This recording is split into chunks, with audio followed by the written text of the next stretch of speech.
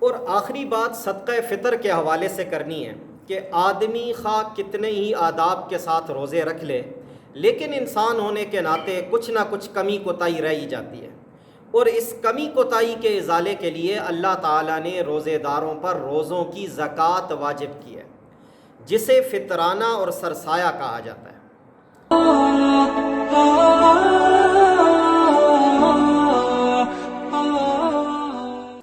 اور فطرانے کے دو بڑے مقاصد ہیں۔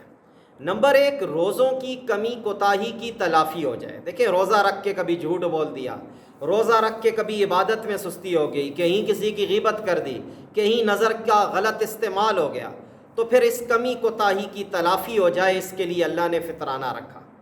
اور فطرانے کا دوسرا بڑا مقصد یہ ہے کہ ہمارے معاشرے کے غریبوں کی، مستحقین کی امداد ہو جائے، تاکہ وہ بھی عید کی خوشیوں میں شریک ہو سکیں۔ جس طرح عید کی خوشیوں کے لیے ہر صاحب وسعت مسلمان نیا لباس خریدتا ہے، نئے جوتے خریدتا ہے، طرح طرح کے پکوان پکتے ہیں گھروں میں، تو ان غریبوں کے لیے بھی کچھ نہ کچھ سامان مہیا ہو جائے۔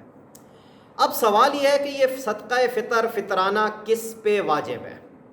کس نے فطرانہ ادا کرنا ہے؟ تو علماء نے لکھا ہے کہ صدقہ فطر ہر صاحب وسعت مسلمان پر واجب ہے، یعنی جو مسلمان اتنا مالدار ہو کہ اس پر زکوٰۃ واجب ہو، زکوٰۃ اس پر فرض ہو، یا زکوٰۃ تو فرض نہ ہو لیکن اس کے پاس بنیادی ضروریات زندگی سے زائد اتنا مال ہو جس کی قیمت 52.5 تولے چاندی کی قیمت کو پہنچتی ہو، جو آج کل 85-86 ہزار روپیہ بنتا ہے، تو ایسے آدمی پر فطرانہ ادا کرنا واجب ہو جاتا ہے۔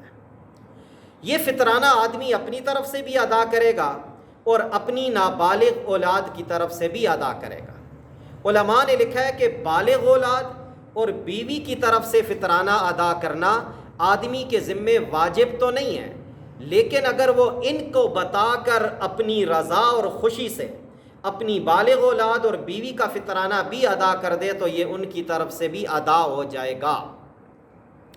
اور صدقہ فطر عید الفطر کے دن نماز عید سے پہلے لازمی طور پر ادا کر دینا چاہیے، اور اس میں بہتر یہ ہے کہ رمضان ہی میں آدمی ادا کر دے، تاکہ اس کو استعمال میں لا کر غریب لوگ اپنے کپڑے، جوتے، گھریلو سامان خرید کر عید کی خوشیوں میں شریک ہو سکیں۔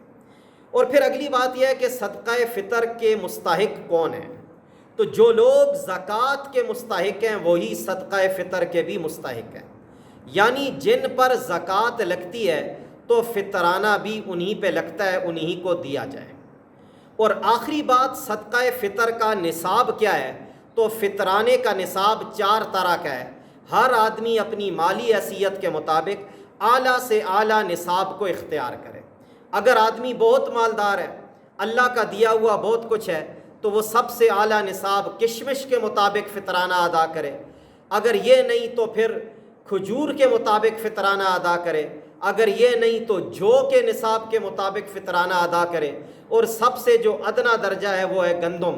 تو اگر آدمی کے پاس زیادہ پیسہ نہیں ہے، بہت مالدار نہیں ہے، تو یہ گندم کے نصاب کے مطابق فطرانہ ادا کرے۔